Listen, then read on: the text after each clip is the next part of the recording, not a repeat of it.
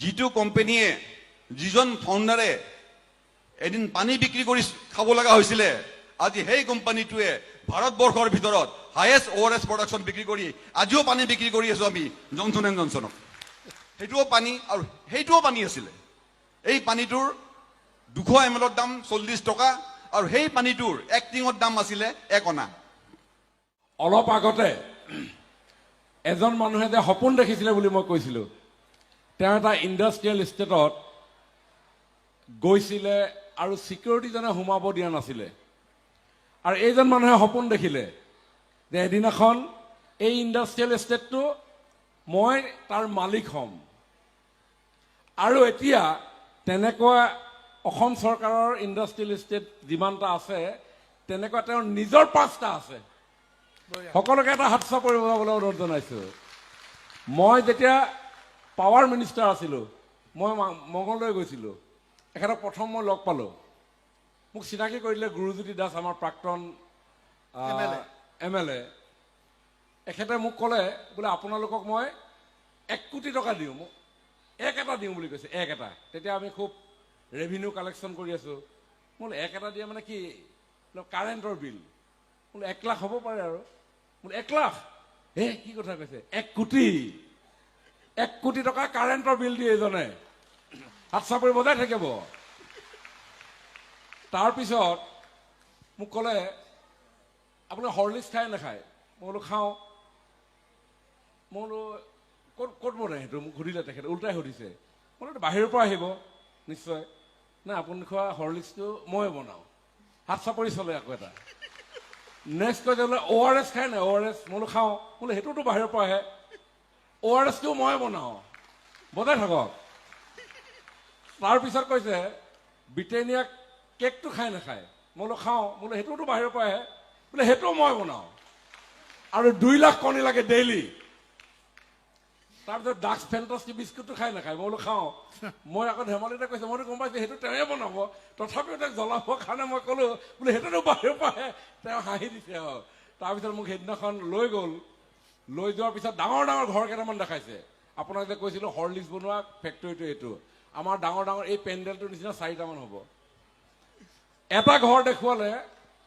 বোলে এই ঘৰটোত মই কাপোৰ ধুওঁ বোলে কিহৰ কাপোৰ মোৰ যিমান ফেক্টৰী মানুহে কাম কৰে সেই ফেক্টৰীত কাম কৰা মানুহবিলাকৰ কাপোৰবিলাক এই ডাঙৰ পেণ্ডেলটোৰ নিচিনা ঘৰ এটা ধুওঁ এইটো লণ্ড্ৰী বোলে সঁচা মোৰ গুৰুজীয়ে কৈছে বোলে দাদা এইজনেতো এটা MLA জিকাবও পাৰে হৰাবও পাৰে বোলে কেনেকে 5,000 আছে বোলে এখেতৰ কৰ্মী গতিকে এইজনে সেইজন সেইকাৰণে অনুপম ডেকা এখেতক এটা বিশাল হাত চাপৰি আদৰণি জনাবলৈ অনুৰোধ জনাইছে মোৰ দেউতা নলবাৰীত আছিলে আপোনালোকে দুখীয়া মানুহ দেখিছে কিন্তু কিছুমান দুখীয়া মানুহৰ হিষ্ট্ৰী আপোনালোকে নাজানে মোৰ দেউতা আৰু মায়ে তেখেতৰ নাম সুনন্দৰাম ডেকা এছাৰ ডেকা বুলি ক'লে প্ৰায় মানুহে ল'ৰা চামত চিনি পায় এবেলা খালে ৰাতি খাবলৈ পইচা নাথাকে তেওঁলোকৰ সেই গাঁও এৰি পেলাই মোৰ দেউতা মংগলদৈলৈ আহিল মই চুমুকে কৈছো আহি পেলাই দেখিছে কিবা কৰি খাব লাগিব দেখিছে মংগলদৈ কোৰ্টৰ কাষত DC অফিচৰ কাষত বহুত বিহাৰী আৰু বঙালী মানুহৰ দোকান কিছুমান আছিলে চাহ দোকান আৰু সেই চাহ দোকানত কিছুমান মানুহে ভাৰত পানী লৈ পেলাই কান্ধত পানী লৈ পেলাই ভাৰত সেই দোকানবিলাকক বিক্ৰী কৰিছিলে দুটাই লগে লগে কি কৰিলে তেখেতে নেক্সট দিনাখন 4-5জন দোকানীৰ লগত কথা পাতি পেলাই তেখেতৰ পানী বিক্ৰী কৰা আৰম্ভ কৰিলে সেই যাত্ৰা আৰম্ভ তেতিয়া পানী বিক্ৰী কৰি সেই টকাতে কিন্তু মাক বাপেকক টকা পঠাব পৰা নাছিলে তাৰপিছত এজন চাহাবৰ ঘৰত তেতিয়া ইষ্ট ইণ্ডিয়া ৰুল কোম্পানী আছিলে এজন চাহাবৰ ঘৰত কাম কৰি পেলাই বাচন ধুইছিলে কাপোৰ ধুইছিলে ঘৰ জাৰু মাৰিছিলে তেনেকে অলপ পইচা আজি পেলাই তেওঁ পিতৃ মাতৃক পঠাইছিলে মোৰ মৰমৰ কিংখংবাসী ৰাইজ মোৰ মৰমৰ 7 sisters আমি আছো ইয়াত যিটো কোম্পানীয়ে যিজন ফাউণ্ডাৰে এদিন পানী বিক্ৰী কৰি খাব লগা হৈছিলে আজি সেই কোম্পানীটোৱে ভাৰতবৰ্ষৰ ভিতৰত হাইয়েষ্ট ORS প্ৰডাকশ্যন বিক্ৰী কৰি আজিও পানী বিক্ৰী কৰি আছো আমি জনছন এণ্ড জনছনক আজিও কিন্তু পানীয়ে বিক্ৰী কৰি আছো আমি কিন্তু সেই পানীটো হৈছে টেট্ৰা পেকত আপোনালোকে প্ৰত্যেক ফাৰ্মাচীত কিংখঙৰ হওক ডিব্ৰুগড়ৰ হওক গোটেই ফাৰ্মাচীত পাব যে ORS টো দোকানে দোকানে আছে সেইটোও পানী আৰু সেইটোও পানী আছিলে এই পানীটোৰ 200 ml দাম 40 টকা আৰু সেই পানীটোৰ এক টিঙৰ দাম আছিলে 1 অনা গতিকে মই এটা কথা ক'ব বিচাৰিছো আমি যেতিয়া কওঁ যে এখন ৰাজ্য মেৰুদণ্ড বেকবোন বহুত মাক বাপেকে ইয়াতে সৰু সৰু ল'ৰা ছোৱালী লৈ আহিছে মই দেখিছো স্কুলৰ ল'ৰা ছোৱালী আছে কলেজৰ ল'ৰা ছোৱালী আছে ইয়াত মেৰুদণ্ড বুলি ক'লে কিন্তু মানুহৰ মেৰুদণ্ড বুলি ক'লে আমি কওঁ মেৰুদণ্ডডাল ভাল হ'লে আমি চিধাকৈ খোজকাঢ়ি যাব পাৰিম বা আমাৰ মেৰুদণ্ডডাল ভাল হ'লে আমি সবল হৈ থাকিব পাৰিম কিন্তু যদি আপোনাৰ ৰাজ্যখনে যদি দুৰ্বল হৈ যায় সেইডাল মেৰুদণ্ড কোনে ঠিক কৰিব গতিকে মেৰুদণ্ড business is the backbone of any state in the country Absolutely. যদি বিজনেস না থাকে সেইখন স্টেট হ'ব পাৰে এখন কান্ট্ৰি হ'ব পাৰে এখন ডিস্ট্ৰিক্ট হ'ব পাৰে মেৰুদণ্ড কিন্তু একদম দুৰ্বল গতিকে মই ইয়াৰ পৰা অনুৰোধ কৰিম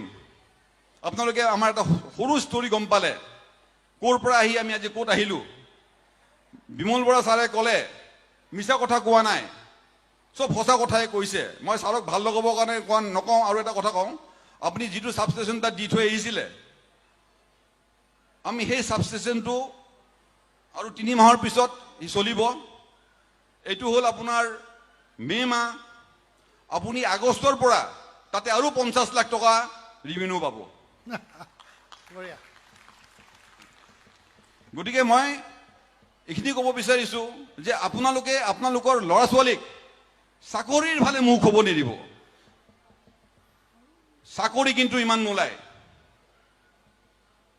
আজি এখন ষ্টেট আজি গুজৰাটৰ কথা চাওক আপোনালোকে অন্ধ্ৰ প্ৰদেশৰ কথা চাওক আমাৰ কাষত বাহুবলী বহি আছে মই 2007 চনত কণী কিনিবৰ কাৰণে অন্ধ্ৰ প্ৰদেশত গৈছিলো টানাকু বুলি এটা জায়গা আছে সেই টানাকুত গৈছিলো টানাকুৰ পৰা 2007 চনৰ পৰা আমাৰ কণী আহে তাৰ পৰা আজিৰ দিনটোত মোক ডেইলি 2 লাখৰ ওপৰত কণী লাগে তাৰ মানে 2,25,000 মান কণী লাগে এতিয়া মই যদি হঠাৎ ক'ব যাওঁ ইয়াত যে এখেতসকলে বনাইছে প্ৰিমিয়াম এগছ আমাক লাগে জেনেৰেল এগছ গতিকে মোৰ লগত যদি কোনোবাই টাই আপ কৰিব বিচাৰে মোৰ লগত যদি কয় যে আমি কণী সাপ্লাই দিব পাৰিম মই এইটো ষ্টেজৰ পৰা এইটো মঞ্চৰ পৰা কৈছো মই বন সাইন কৰি দিম যে যিমান দিনলৈ আমাৰ কোম্পানী থাকিব আপোনাৰ কণী মই সিমান দিনলৈ কিনি থাকিম